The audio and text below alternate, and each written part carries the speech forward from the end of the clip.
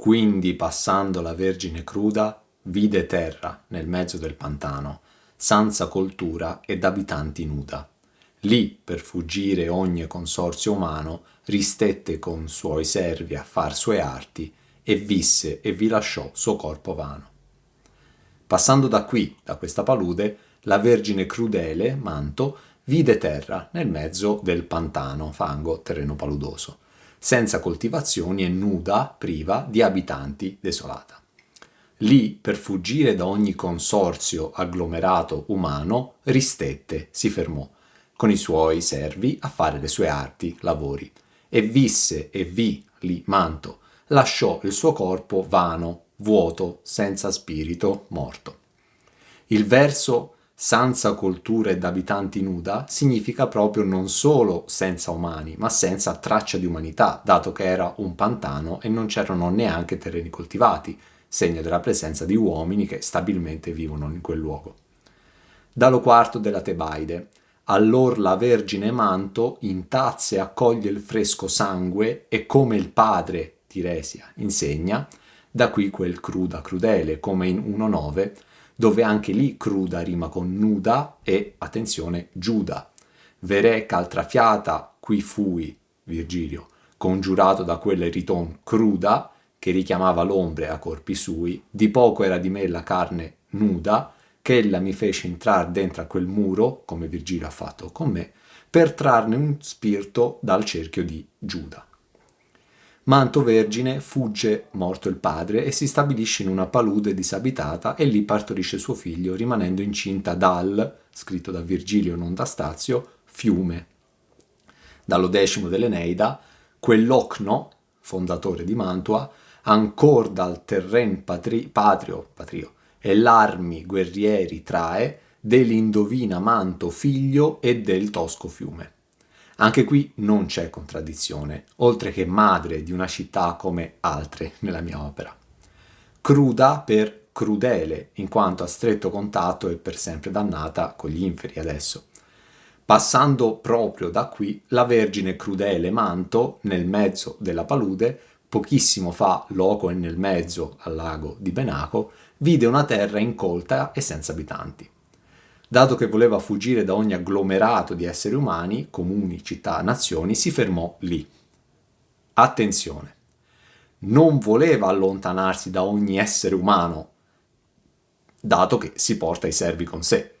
Voleva fuggire da ogni agglomerato umano, dalla società. Lì con i suoi servi continuò fino alla morte a praticare le sue arti, molto generico. Anche qui ti faccio notare come Virgilio mi parli di cosa la veggente di turno abbia fatto prima che di vita uscio. È lì da cercare la frode che li fa finire qui. Negli inferi ci sono vanità che sembrano persone, ma sono appunto vane e le chiamo ombre o spiriti, non hanno il corpo. Lei invece sulla terra, nel luogo che poi prenderà il suo nome, lasciò il corpo vano, il corpo vuoto perché è senza spirito all'interno, che, ripeto, come quasi tutti gli altri, riacquisirà nel giorno del giudizio. Qui scrivo corpo vano, invece in 2.5 scrivo caddi e rimase la mia carne sola. Gli uomini poi che intorno erano sparti s'accolsero a quel loco che era forte, per lo pantan c'avea da tutte parti. Fer la città sovra quell'ossa morte, e per colei che il loco prima elesse, Mantua l'appellar senz'altra sorte. Poi gli uomini, esseri umani, che intorno a quel luogo erano sparsi, divisi, si accolsero, unirono in quel luogo che era forte, ben difeso, a causa del pantano, fango, terreno paludoso, che aveva, proteggendolo, da tutte le parti. Fondarono, la città sopra quelle ossa morte di Manto, morta letteralmente, e in onore di colei, Manto, che elesse, scelse per prima il luogo, questo posto senza fondare alcuna città, l'appellarono, chiamarono Mantua, Mantova, senza altra sorte, sorteggio con delle alternative. Non c'è da gli uomini poi ai versi precedenti nessun stacco tra mitologia, leggenda e realtà. Virgilio sta spiegando come siano andate le cose per davvero, com'è nata Mantua e concluderà con un «Se tu, io, mai odi, ascolto, originar la mia terra, Mantua, altrimenti, in altro modo, la verità nulla menzogna, Frodi». È andata proprio così, insomma. Intorno a tale palude c'erano altri esseri umani che, notando questa piccola comunità che aveva iniziato a risiedere lì, si unirono a quel luogo. Quel luogo che era forte, come prima siede peschiera, bello e forte, arnese, da fronteggiar bresciani e bergamaschi, ove la riva intorno, in quanto protetto tutto intorno dal pantano, come prima nel mezzo del pantano, che fungeva come cinta muraria. Morta Manto, tali uomini fondarono la città che, senza alcuna indecisione, chiamarono Mantua in suo onore. Prima corpo vano e ora ossa morte. Un Virgilio crudo nella descrizione di qualcuno che muore e, insieme a Sparti, Arti e alla breve durata della vita sulla terra, vi è qui un anticipo di ciò che mi dirà Beatrice in 2.31. Arte, piacer quanto le belle membra in ch'io rinchiusa fui e che son terra sparte, e se il sommo piacer sì ti fallio per la mia morte, qual cosa mortale. Nel canto precedente né Pier né gli altri tolsero a Mattia, nella prossima terzina Mattia, oro o d'argento quando fu sortito, qui senz'altra sorte, al loco che perdé l'anima ria. Qui invece, morta Manto, non ci fu estrazione tra due candidati con tanto di preghiera di sostegno. Fu scelto il nome senz'altra sorte. Atti degli Apostoli 1.26 tirarono quindi a sorte e la sorte cadde su Mattia che fu aggiunto agli 11 apostoli che era morto Giuda. Sorte che comunque in questo contesto rimane appunto un termine ambiguo che richiama anche i sortilegi che accompagnavano la fondazione di una città. Attenzione, io l'Eneida la conosco bene tutta, come mi dirà tra poco Virgilio, e infatti la versione che lui dà nell'11° della sua alta tragedia, l'Eneida, non contraddice affatto la versione che adesso mi dà qui, certificandola per vera. Traduco dall'11° dell'Eneida. Quell'ocno, ancor dal terren patrio e l'armi guerrieri trae, dell'indovina Manto figlio e del tosco fiume, ei che comuri della madre ti die il figliocno, non la madre Manto, Mantova il nome, Mantova ricca d'avi, ma non d'una radice tutti. 3 le genti, 4 sottogne gente i popoli, essa capo dei popoli, dal tosco sangue il nervo. Adesso Virgilio mi parla di una vergine Manto che per fuggire da ogni consorzio umano vaga fino a arrivare in una palude disabitata. Si stabilisce con qualcuno e poi muore. E sulle sue ossa gli uomini che arrivarono dopo, e suo figlio Ocno, fondarono la città, dato che lei non voleva fondare città, ma proprio fuggire dalle città, chiamandola, suo figlio e quelli venuti da dopo e da fuori, Mantova in suo onore. Né nella tragedia di Virgilio né nella mia commedia c'è scritto che Manto fonda Mantova, ma quelli venuti dopo di lei, quando lei era già morta. Una vergine pagana, non una vergine ria cristiana, entrambe rimaste incinta da un non uomo, dato che Virgilio scrive dell'indovina figlio e del tosco fiume, e madre della città non fondatrice che porta il suo nome, per poi parlare delle altre genti, e qui Virgilio dice gli uomini poi che intorno erano sparti s'accolsero a quel luogo. Ripeto, non c'è scritto né nella commedia né nella tragedia che Manto fonda Mantova. Lei fuggiva da ogni consorzio umano e si stabilì coi servi in una palude disabitata. Visto che anche tu la devi conoscere tutta l'Eneida, ti cito i periodi che seguono quello che ti ho appena citato. Tante sono le riprese in questo discorso fatto sempre da Virgilio.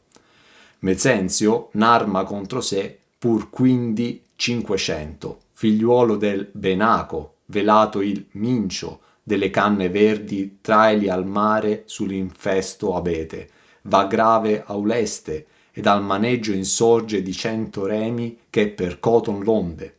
Gran Tritone lo porta ai flutti azzurri con la conchiglia sorda, insino a fianchi, nuotando offre sembianza ispida d'uomo, termina il ventre in mostro, spumeggiante sotto al selvaggio se mormora il mare.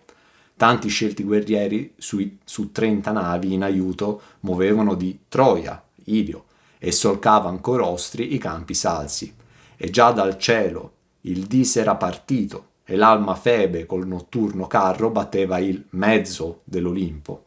Enea, cui non lascia il pensier posar le membra, esso siede al timone, esso alle vele. La nostra Manto non è affatto fuggita dalla società, cioè lei voleva scappare da ogni agglomerato umano e appena morta, proprio sul posto disabitato che per prima aveva scelto perché non c'era società, venne fondata la città di Manto in suo onore, Mantua. Già fuor le genti sue dentro più spesse, prima che la Mattia da Casalodi da Pinamonte inganno ricevesse. Però t'assenno che, se tu m'aiodi, originar la mia terra altrimenti, la verità nulla menzogna frodi.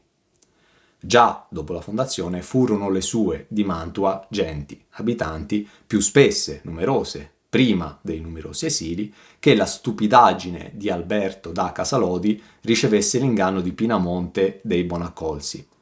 Perciò ti assenno, Virgilio mette del senno in me, che se tu, io, mai odi, ascolto, la mia terra, Mantua, di Virgilio, originare, prendere origine, essere fondata, altrimenti, in altro modo rispetto a quello appena raccontato, che nessuna menzogna, altre versioni false, frodi la verità, questa appena raccontata.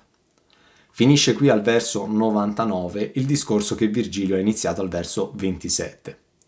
Era passato un po' di tempo dalla fondazione, che già era aumentato il numero degli abitanti, prima che Casalodi da Pinamonte ricevesse l'inganno. Genti più spesse significa che c'erano più abitanti, ma il significato letterale contrasta con il poco successivo, quell'altro che nei fianchi è così poco. Nella seconda metà del 1200 Mantua era governata dal guelfo Alberto da Casalodi, che con stoltezza seguì il consiglio del ghibellino Pinamonte dei Bonaccolsi di esiliare dei nobili guelfi.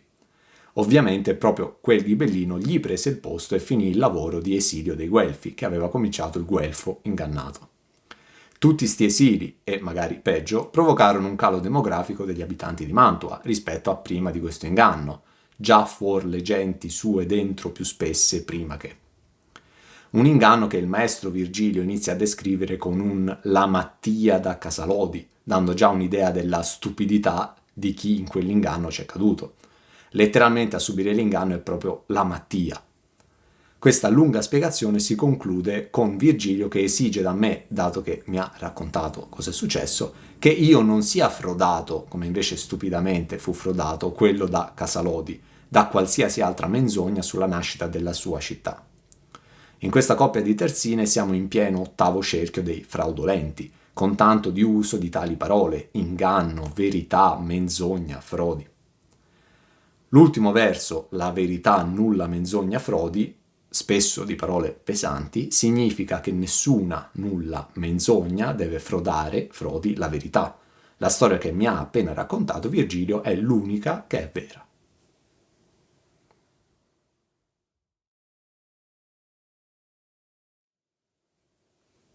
E io, maestro, i tuoi ragionamenti mi son sì certi e prendon sì mia fede che gli altri mi sarien carboni spenti.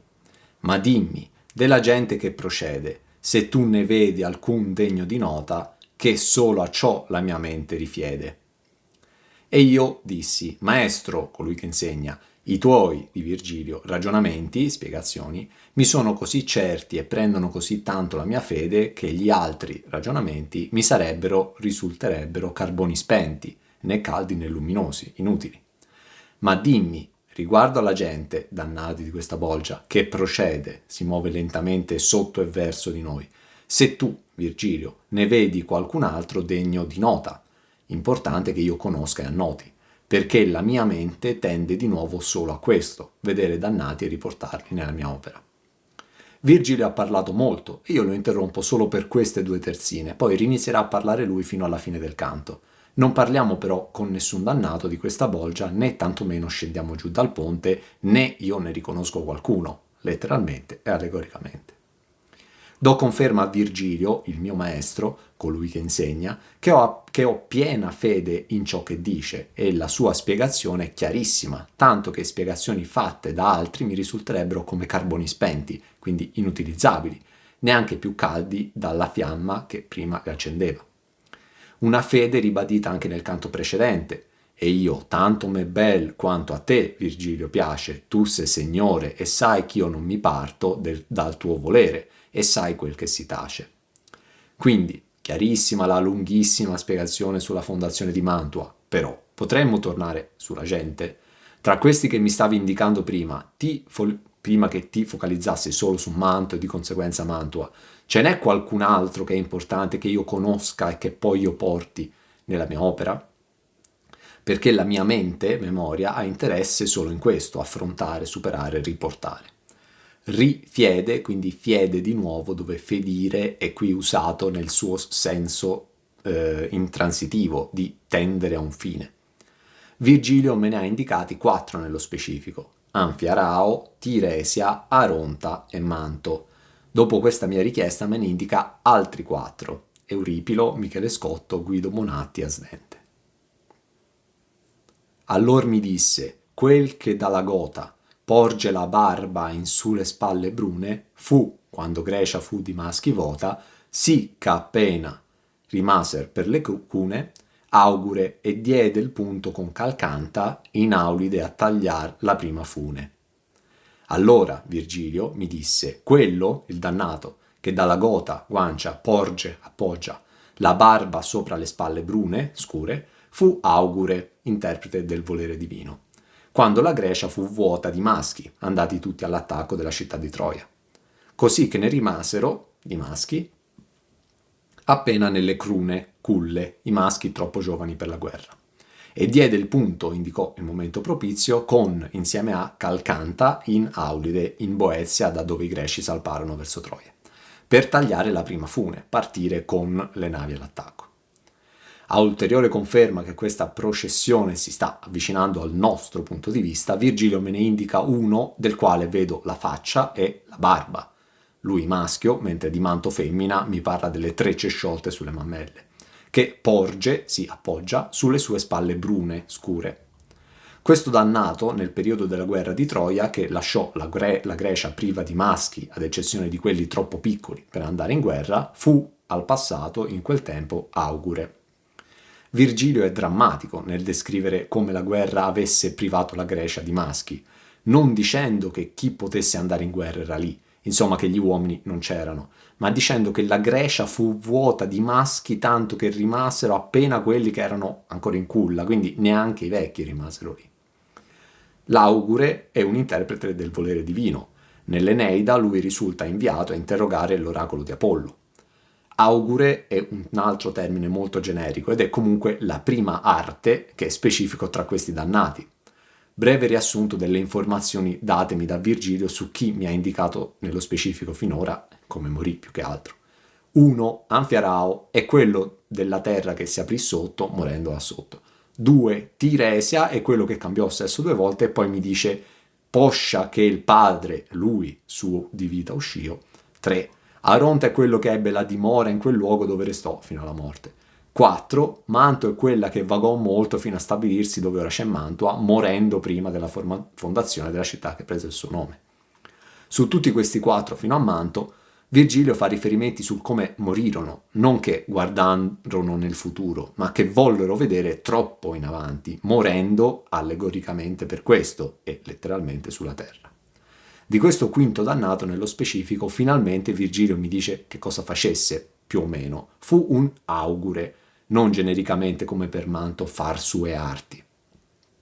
Sempre Virgilio in 1.11 mi dice che la frode ai danni di chi ha solo il vincolo naturale con chi è frodato è punita nell'8° cerchio, in questo qua, ma si limita a un elenco neanche ordinato. Ipocrisia, lusinghe e chi ha fattura, decisamente generico. Falsità, ladroneccio e simonia, ruffian e i ruffiani che abbiamo già incontrato prima dei simoniaci, baratti e simile lordura. Attenzione, Questa non è la bolgia degli indovini e dei veggenti, due parole che non compaiono mai nell'opera, mentre augure viene detto solo qui, solo una volta di sfuggita, e l'unico mago dell'opera è il Simon mago del canto precedente, non condannato per la sua magia, ma per avvolterare per oro e argento le cose di Dio. Tra l'altro è la Bibbia stessa a confermare che magia e maghi esistano, oltre a chi fa miracoli. Approfondisco. Qui non incontro chi è punito perché vide nel futuro, dono di Dio. Qui sono sempre tra i fraudolenti, quelli che sulla terra hanno commesso la frode contro gli altri uomini che non avevano una fede speciale in loro, cercando di intervenire a proprio vantaggio sul futuro che avevano visto perché avevano il dono di vederlo, perlomeno questi elencati finora. Qui si trovano, leggenda e storia, quelli che hanno fatto un uso fraudolento del futuro, che hanno visto o che magari con la frode a proprio vantaggio hanno fatto finta di aver visto. Tra poco delle magiche frode seppe il gioco. Non è punito il vedere avanti, ripeto, dono di Dio fin dall'antichità. È punito chi volle troppo vedere avanti, chi insomma non si limitò a vedere avanti, ma agì con la frode. E per questo Anfiarao, per spiegare il primo di questo elenco, che aveva visto che in quella guerra ci sarebbe morto, provò con la frode a non andarci e a sua volta cadde nella frode, tradimento, avidità della moglie che fece adempiere il suo destino. Per questo Tiresia, capendo che colpendo di nuovo i serpenti sarebbe tornato maschio e pensò che gli conveniva farlo. Per questo riguardo a Manto, Virgilio se la cava con un decisamente generico far sue arti. Sì, lo sappiamo che nelle fonti sono indovini, ma qui non è importante questo. Il punto, parola usata in questa coppia di terzine, non è questo. Poi, come spesso ripeto, non è punito il piacere nel mangiare, bere o il piacere nell'atto sessuale, è punito il troppo e a volte il troppo poco. La mancanza di equilibrio, lo smarrire, anzi perdere, dato che sto trattando di dannati adesso, il vero unico bene per altri falsi amori. E anche in questo canto compare questa parola proprio quando Virgilio descrive cosa li accomuna, perché volse veder troppo davanti. Di questo dannato Virgilio mi dice adesso, non lo scrive esplicitamente nell'Eneida, che conosco bene, che insieme a Calcanta diede il punto per far salpare le navi greche verso Troia. Diede il punto con Calcanta in Aulide a tagliare le prime fune. Dare il punto significa indicare il momento esatto, interpretando i segni divini, in cui tagliare la prima fune, partire. Nello secondo dell'Eneida Virgilio scrive che Calcanta fu consultato per far ritorno in Grecia, vinta la guerra di Troia, e anche lì si racconta un episodio di frode, di nuovo in sul partire, e in sul far vela di tempeste, di turbini e di nembi risonò il cielo, e conturbossi il mare. In questo canto è guardar le stelle e il mare. Onde, sospesi, Euripilo mandammo a spiar sopra, a ciò quel che da Febo ne s'avvertisse. Riportonne un empio e spaventoso oracolo, e fu questo: col sangue e con la morte d'una vergine placaste i venti per condurvi in Ilio, Troia. Questa è l'occasione riportata nei miei versi, non il ritorno ma l'andata. Diede il punto con Calcanta in Aulide a tagliare le prime vele. Col sangue e con la morte, ora d'un giovane, convien placarli per li ridurvi in Grecia. A così fiera voce sbigottissi, impallidissi e tremò il volgo tutto, ciascun per sé temendo, e nessun certo qual di loro accennasse Apollo e il fato. Qui fece Ulisse, in mezzo al greco stuolo, con gran tumulto, a presentar Calcante, e del volere in ciò dei santi numi interrogollo. Ed ei rispose in guisa, che la sua fellonia, benché da tutti fosse prevista, fu però da molti simulata e taciuta, e da molti anche a me predetta. Pur ei tacque ancora per 10 giorni, e scaltramente al niego si mise di voler che per suo stesso detto fosse alcun destinato o spinto a morte. Ma poi, come da gridi astretto e vinto, di concerto con lui ruppe il silenzio, sì ch'io fui dichiarato al fin per vittima, consentir tutti, perché tutti ancora finian con la mia morte il lor periglio. Era già da vicino il giorno orribile, in che doveano al sacrificio offrirmi, e già il ferro, e già il sale, e già le bende erano alle mie tempie intorno a volte. quando, rotto, io non niego, ogni ritegno dalla morte mi tolsi, e fin ch'aventi d'esser le vele, che eran preste a darle, di buia notte in un pantan mascosi, ove nel fango, infra le scarde e i giunchi, stava quel qual mi vedete. Eccola richiamata qui la frode di Manto che fugge dal consorzio umano ma finisce nel risiedere in un posto di fango, dove appunto che diventerà anch'esso un consorzio umano, Mantua. Quando Grecia fu di maschivota, seppur in modo decisamente più tragico, riprende lo sfollamento della pena precedente, già fuor le genti sue dentro più spesse prima che. Euripilo ebbe nome, e così il canta, l'alta mia tragedia in alcun loco, ben lo sai tu che la sai tutta quanta. Quell'altro che nei fianchi è così poco, Michele Scotto fu, che veramente delle magiche frode seppe il gioco. Ebbe nome, tale augure, Euripilo, e così lo canta l'alta mia tragedia, l'Eneida, in qualche luogo, passaggio, tu lo sai, io lo so, bene, che la sai, la so, la conosco tutta quanta, l'Eneida. Quell'altro, dannato, che nei fianchi è così poco, esile, fu Michele Scotto, che veramente, per davvero in tutti i sensi, seppe, fu conoscitore, il gioco delle frodi magiche, usare la magia in modo fraudolento. L'augure della coppia di terzine precedenti, dette da Virgilio, ebbe nome al passato Euripilo, e così lo canta la mia di Virgilio alta tragedia, l'Eneida, e io lo so bene dato che la conosco tutta quanta, la sua alta tragedia. Se Virgilio della sua stessa opera qui dice canta l'alta mia tragedia, io a inizio del prossimo canto della mia stessa opera scrivo la mia commedia cantar. De Vulgari Eloquenzia 2.7 da 5 a 6. Nell'ambito poi degli argomenti che si presentano come materia di poesia, dobbiamo avere la capacità di distinguere se si tratta di cantarli in forma tragica, comica o elegiaca. Con tragedia vogliamo significare lo stile superiore, con commedia quello inferiore, con elegia intendiamo lo stile degli infelici. Se gli argomenti scelti appaiono da cantare in forma tragica, allora bisogna assumere il volgare illustre e di conseguenza annodare la canzone. Inizio di questo canto, 20° canto della prima canzone, non è sinonimo di cantica, che è di sommersi. Se invece siamo a livello comico, allora si prenderà talora il volgare mediocre, talora l'umile, e i criteri di distinzione in proposito ci riserviamo di esibirli nel quarto di quest'opera. Se infine siamo a livello elegiaco, occorre prendere solamente il volgare umile. Il fatto che proprio qui Virgilio mi dica che io l'Eneida la so tutta quanta è indicativo del fatto che non ci sono errori in ciò che scrivo, non ci sono contraddizioni con ciò che scrisse lui e ciò che mi disse lui.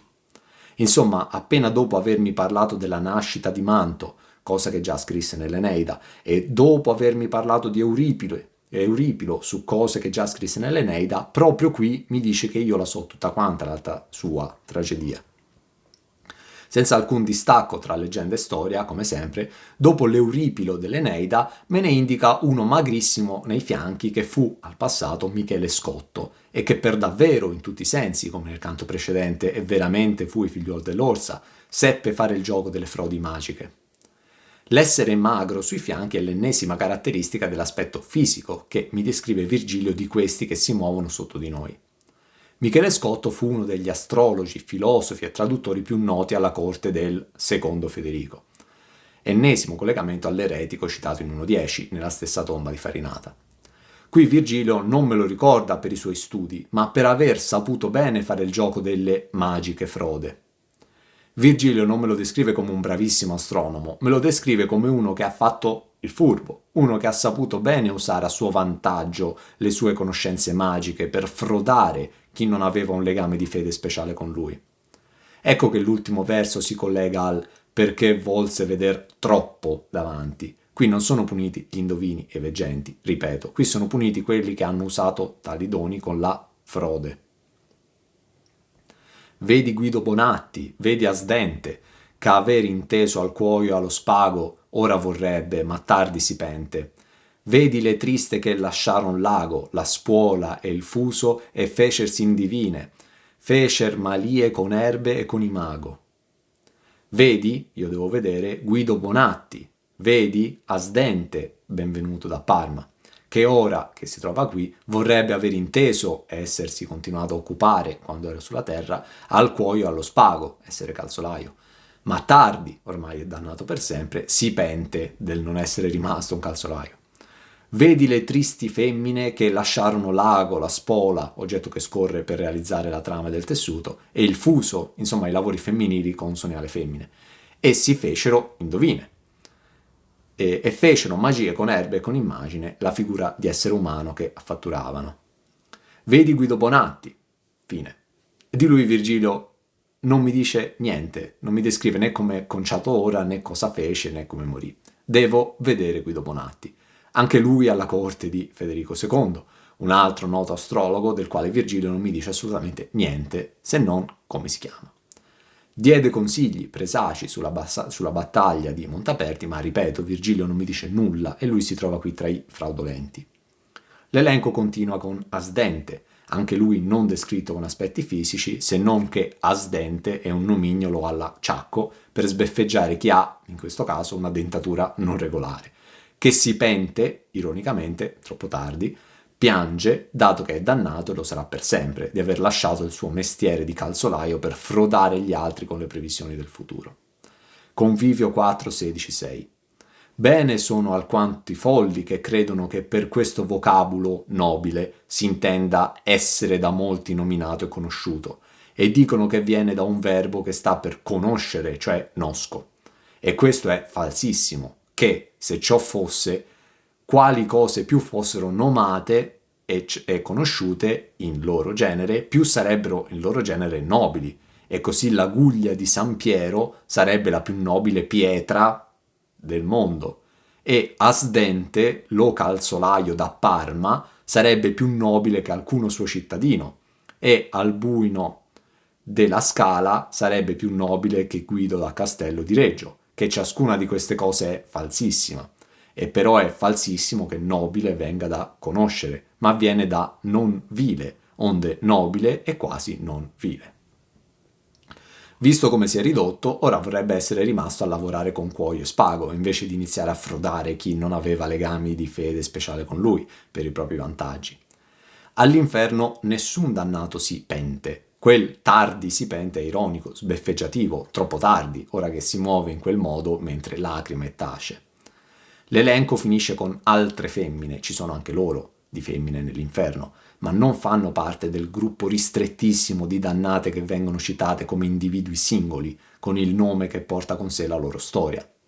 Nella spiegazione di questo canto ho ripetuto più volte femmine nello specifico, perché ovviamente in alcuni cerchi precedenti tra le folle ci sono anche delle femmine, ovvio, ma nello specifico, con nomi e cognomi, per così dire, insomma proprio loro ce ne sono pochissime. Da Francesca di 1,5 si passa a Taide 1,18 e poi qui Manto 1,20. E Taide e Manto sono figure mitologiche, non che io faccia differenza tra realtà e poesia, ma era per fartelo notare. Come poteva non finire questo elenco di chi guardò troppo nel futuro, e qui è chiaro come sia sbeffeggiativo l'intento di Virgilio, con tutte quelle femmine che invece di continuare a lavorare a maglia si sono improvvisate, frodando gli altri per vantaggio personale, indovine capaci di fare malie con erbe e con imago. Dopo, nello specifico, Asdente con cuoio e allo spago, arrivano nel generico le triste con l'ago, la spuola e il fuso, di gente che invece di continuare a lavorare con lo spago si è improvvisata indovino, frodando.